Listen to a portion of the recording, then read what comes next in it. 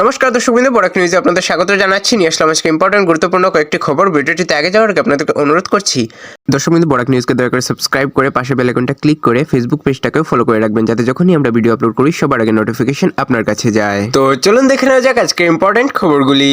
সোনাইয়ে প্রার্থী নির্বাচনকে ঘিরে কংগ্রেসের তীব্র ক্ষোভ, নেতাদের কুশপুতলিকা দাহ। আসামের সোনাই এলাকায় প্রার্থী নির্বাচনকে কেন্দ্র করে ইন্ডিয়ান ন্যাশনাল কংগ্রেসের মধ্যে তীব্র অসন্তোষ দেখা দিয়েছে। শনিবার 7 মার্চ ক্ষুব্ধ দলীয় কর্মীরা সোনাই বাজারে বিক্ষোভ প্রদর্শন করে এবং শীর্ষ কংগ্রেস নেতাদের কুশপুতলিকা দাহ করেন। বিক্ষোভকারীরা প্রিয়াঙ্কা গান্ধী, গৌরব গগৈ, দেবব্রত শইকিয়া এবং রকিবুল হুসেন এর কুশপুতলিকা পুড়িয়ে ক্ষোভ প্রকাশ করেন। জানা গেছে, দলটি প্রাক্তন ভারতীয় জনতা পার্টি অর্থাৎ বিজেপির বিধায়ক আনিমুল হক লস্করকে প্রার্থী হিসেবে মনোনয়ন দেওয়ার সিদ্ধান্ত নেওয়ার পর থেকেই দলীয় কর্মীদের মধ্যে ক্ষোভ বাড়তে থাকে। এই সিদ্ধান্তের প্রতিবাদে ইতিমধ্যে 9 জন মণ্ডল সভাপতি পদত্যাগ করেছেন। পাশাপাশি আরও কয়েকজন সম্ভাব্য প্রার্থীও দলের সিদ্ধান্তের বিরোধিতা করেছেন। বিক্ষোভকারীরা স্পষ্টভাবে জানিয়েছেন যে কোনো পরিস্থিতিতেই তারা এই প্রার্থীকে মেনে নেবেন না। শিলচর বিমানবন্দরে কমলাক্ষ দে পুরকায়স্থকে উষ্ণ অভ্যর্থনা। সম্প্রতি কমলাক্ষ দে পুরকায়স্থ ভারতীয় জনতা পার্টি অর্থাৎ বিজেপিতে যোগ দেওয়ার পর শিলচর এয়ারপোর্টে পৌঁছালে সমর্থকেরা তাকে উষ্ণ অভ্যর্থনা জানান। বিমানবন্দরে তার আগমনের সময় বিপুল সংখ্যক সমর্থক ও সাধারণ মানুষও উপস্থিত ছিলেন। তারা তাকে ফুলের মালা ও স্লোগানের মাধ্যমে স্বাগত জানান। এই ঘটনাকে কেন্দ্র করে শিলচর ও বরাক উপত্যকার রাজনীতিতে নতুন আলোচনার সৃষ্টি হয়েছে দর্শকবৃন্দ।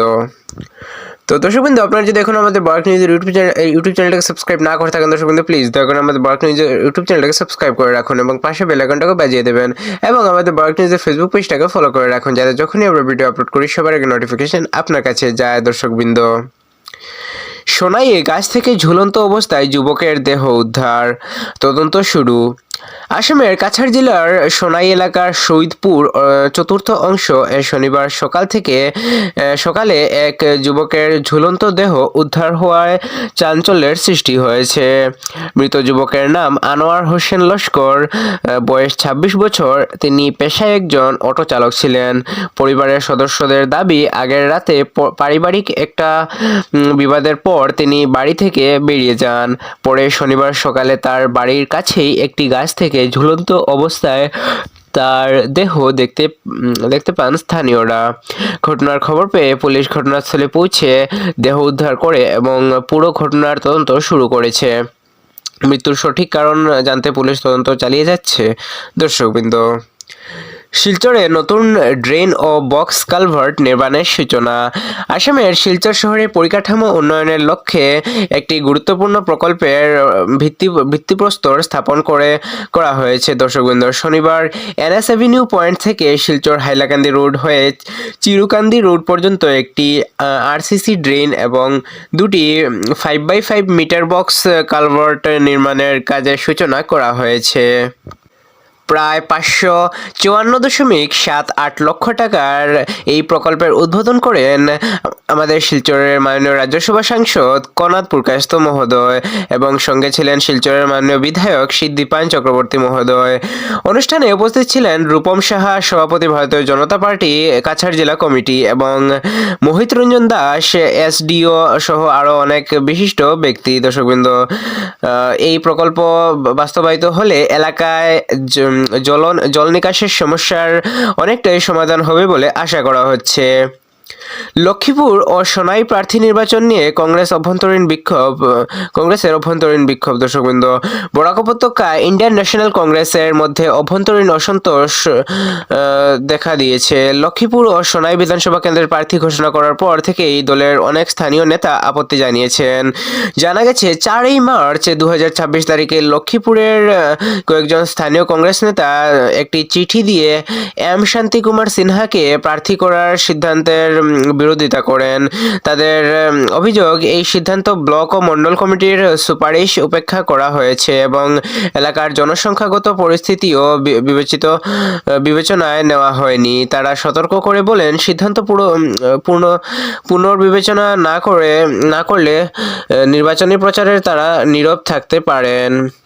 অন্যদিকে সোনাইতেও আনিমুল হক লস্করকে কংগ্রেস প্রার্থী হিসেবে মনোনয়ন দেওয়াকে ঘিরে অসন্তোষ বেড়েছে। 5 মার্চ 2026 তারিখে সজল আচার্য সভাপতি কাছাড় জেলা কংগ্রেস কমিটি গৌরব গগৈয়ের কাছে চিঠি লিখে এই সিদ্ধান্ত পুনর্বিবেচনার আহ্বান জানান। শিলচরের ইন্দিরা ভবন এক বৈঠকে সম্ভাব্য প্রার্থীরাও এই সিদ্ধান্তের বিরুদ্ধে তীব্র আপত্তি জানান। এরই মধ্যে সোনাই এলাকায় 9 জন মণ্ডল সভাপতির পদত্যাগ সহ দলের মধ্যে ব্যাপক অস্থিরতা দেখা দিয়েছে, যা আসন্ন নির্বাচনের আগে কংগ্রেসের জন্য বড় চ্যালেঞ্জ হয়ে দাঁড়িয়েছে। দর্শকবৃন্দ, কাছাড়ের ধলাইয়ে মহিলাকে সিএএ আইন অর্থাৎ আইনে ভারতীয় নাগরিকত্ব আইনজীবীর দাবি ঐতিহাসিক। আসামের কাছাড় জেলার ধলাই এলাকার বাসিন্দা 60 বছর বয়সী দীপালি দাসকে সিটিজেন অ্যামেন্ডমেন্ট অ্যাক্ট সিএএ এর আওতায় ভারতীয় নাগরিকত্ব প্রদান করা হয়েছে। জানা গেছে 2019 সালে ফরেনার্স ট্রিব্যুনাল তাকে বিদেশি হিসেবে ঘোষণা করেছিল এবং পরে তিনি প্রায় 2 বছর শিলচরে একটি ডিটেনশন ক্যাম্পে কাটান। পরবর্তীতে 2025 সালের 12 ফেব্রুয়ারি তিনি সিএএ পোর্টালের মাধ্যমে নাগরিকত্বের জন্য আবেদন করেন। এরপর 2026 সালের 6 মার্চ তিনি ন্যাচারালাইজেশনের সনদ পান। তার নাগরিকত্ব 1988 সালের 7 ফেব্রুয়ারি থেকে কার্যকর করা হয়েছে, যেদিন তিনি বাংলাদেশ থেকে ভারতে প্রবেশ করেছিলেন। দীপালি দাসের আইনজীবী ধর্ণানন্দ দেব এই ঘটনাকে ঐতিহাসিক বলে উল্লেখ করেছেন। তার দাবি, সম্ভবত তিনি ভারতের প্রথম ব্যক্তি যিনি বিদেশি ঘোষিত হওয়ার পর সিএএ আইনের মাধ্যমে ভারতীয় নাগরিকত্ব পেলেন। উল্লেখ্য, দীপালি দাস 1987 সালে বাংলাদেশের অভিমন্যু দাসকে বিয়ে করার পর 1988 সালে ভারতে চলে আসেন। পাথারকান্দি স্টেশনে 2টি এক্সপ্রেস ট্রেনের নতুন স্টপেজ। আসামের মন্ত্রী শ্রী কৃষ্ণেন্দু পাল মহোদয় ফেসবুকে জানিয়েছেন যে পাথারকান্দি রেলওয়ে স্টেশনে 2টি এক্সপ্রেস ট্রেনের নতুন স্টপেজ অনুমোদন করা হয়েছে। যে 2টি ট্রেন এখানে থামবে সেগুলো হলো Sealdah Sabroom Kanchenjunga express train number 13173 or 13174, Agartala SMBT Bengaluru Humsafar express train number 12503 এবং 12504। দর্শকবৃন্দ, এই ট্রেন দুটির নতুন স্টপেজ পাথারকান্দি রেলওয়ে স্টেশনে চালু করা হয়েছে, যা এই অঞ্চলের রেল যোগাযোগ আরও উন্নত করবে।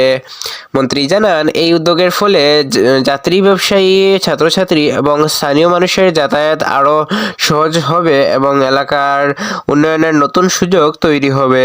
তিনি এজন্য ভারতের প্রধানমন্ত্রী শ্রী নরেন্দ্র মোদী মহোদয় এবং রেলমন্ত্রী শ্রী অশ্বিনী বৈষ্ণব মহোদয় এবং আসামের মাননীয় মুখ্যমন্ত্রী ডক্টর হিমন্ত বিশ্ব শর্মা মহোদয়কে ধন্যবাদ জানিয়েছেন। দর্শকবৃন্দ, তো এগুলোই ছিল আজকে ইম্পর্টেন্ট এবং গুরুত্বপূর্ণ খবর। দর্শকবৃন্দ, এগুলোর মধ্যে আপনার সবচেয়ে বেশি গুরুত্বপূর্ণ বলে কোনটি মনে হয়েছে কমেন্ট করে নিশ্চয়ই জানাবেন এবং ভিডিওটিকে যদি ভালো লেগে থাকে ভিডিওটিকে লাইক করে ভিডিওটিকে শেয়ার করে দেবেন আপনার কাছের মানুষজনদের কাছে, যাতে ওনারা আপডেটেড থাকতে পারেন। দর্শকবৃন্দ, এবং চ্যানেলটিকে সাবস্ক্রাইব করে নেবেন। দেখা হচ্ছে আগামীকাল আরেকটি ভিডিওতে। ততক্ষণের জন্য ভালো থাকবেন, সুস্থ থাকবেন। জয় হিন্দ।